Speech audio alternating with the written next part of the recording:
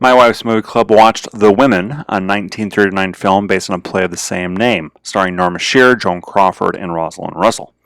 The cast for this film is a group of wealthy, catty, and bored housewives. I think they chose wealthy women so that we're not distracted by the common difficulties of everyday life. It makes the film more comical. This group of women is not a bunch of role models, and often you wonder how you're supposed to respond to their petty, vain, and sometimes outright wicked behavior.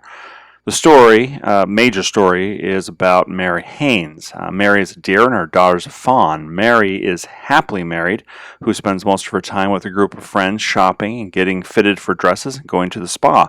But unfortunately for Mary, her catty friend Sylvia has discovered that Mary's husband Stephen is cheating on her with a perfume saleswoman named Crystal. Crystal Allen is a predator who has sunk her claws deep into Mary's husband. She now manipulates Mary's husband and monopolizes his time. Because of Sylvia, Mary finds out that her husband is cheating on her. She is heartbroken and devastated, and the rest of the film is about how she deals with it. There is a recurring phrase or conversation in the film that revolves around the idea that women have their pride. For example, well, at least I have my pride. But it's always said in a way that leads you to believe that their pride is kept only at the expense of happiness and relationships. When the wives talk of pride in this film, they are in essence saying dignity. Well, at least I have my pride. At least I have my dignity. They are saying I have my self-respect and my character is worthy of honor or respect. The film seems to drive home the idea that these women should swallow their pride so that they can be happy. One quick example is that of Peggy, the lamb. She has gone to Reno for a divorce. She was convinced by Sylvia that her husband was stifling her life. He won't let her buy a car with her own money. We get the feeling that the husband is pragmatic and he was probably giving her good advice, but Peggy tells her companions that she had to leave him, and in so doing she has kept her pride. Later, Peggy finds out she is pregnant, and with a small push from Mary, she ditches her pride and reconciles with her husband.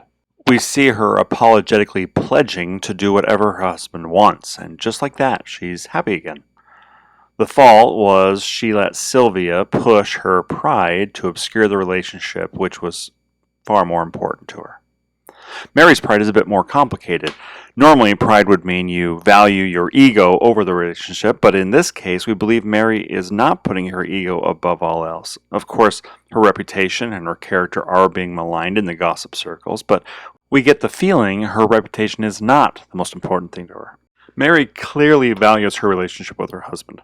So the question is, how much does she value it, and what is the relationship kind of based on?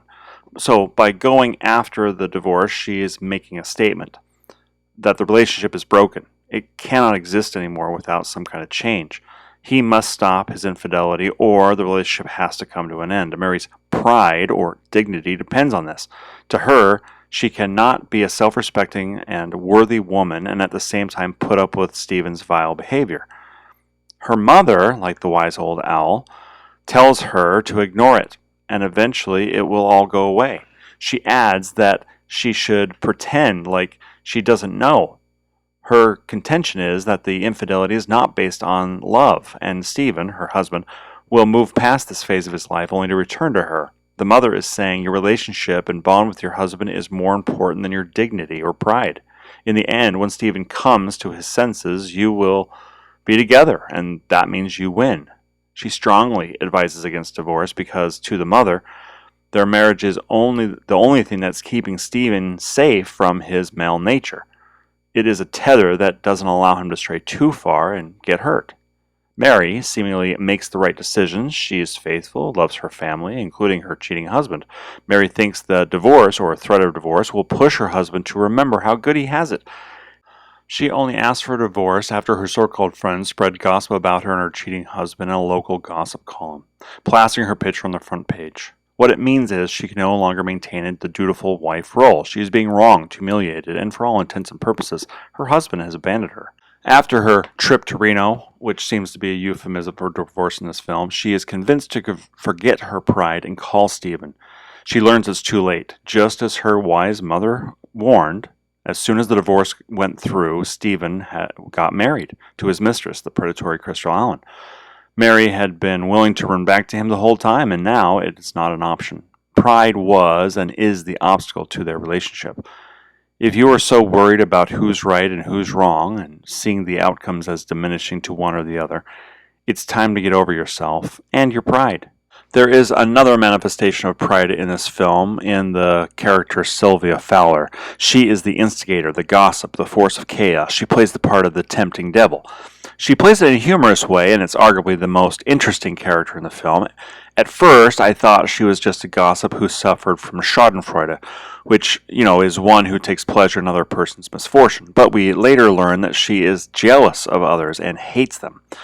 She is the manifestation of pride that means you feel you're better than others. Her pride is based on enmity towards others. Essentially, it is competitive in nature. This type of pride is where your will, your desires, and your appetites, your passions must be greater than or dominant to all other people's, desires, appetites, and passions. This type of pride does not wish to compromise or agree with others. It only wishes others agree with them. This type of pride seeks to diminish others to elevate themselves over those others. This type of pride makes everyone else their adversary. There is no pleasure in getting something, only out of having more of it than the next person. Sylvia is not only the reason Mary knows about the infidelity, she is also the one who urges and pushes Mary into conflict with Crystal, knowing that it will make it worse. Remember, Sylvia is also the one who pushed Peggy into a divorce.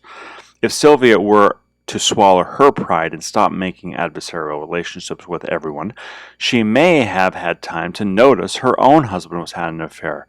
And notice that this setback does not abate her jealousy and hatred towards Mary, it only invigorates it. There are no men in this movie, but it has a clear theme about how men are unfaithful. They cannot be trusted, and it should be expected that they cheat on their wives. Their value, if any, lay elsewhere. For men, the affair is not about love, and when the excitement wears off, they will come back and stay with their beloved wife and family. It's a very French way of looking at things. Notice that despite Stephen's infidelity, he is not painted as evil, but as easily manipulated by Crystal. So women should just be content with the love and ignore the affairs of their husbands if they want to be happy and married. Is this true? Do men not have the mental capacity and moral will to say, I will not do that thing? Are their glands so powerful that men cannot be expected to control them? The answer for me is no. Men, like women, still maintain the ability to make decisions. They are not slaves to hormones or circumstances. While this may be a common temptation and failure when it comes to men, it is not expected or generally acceptable to all men.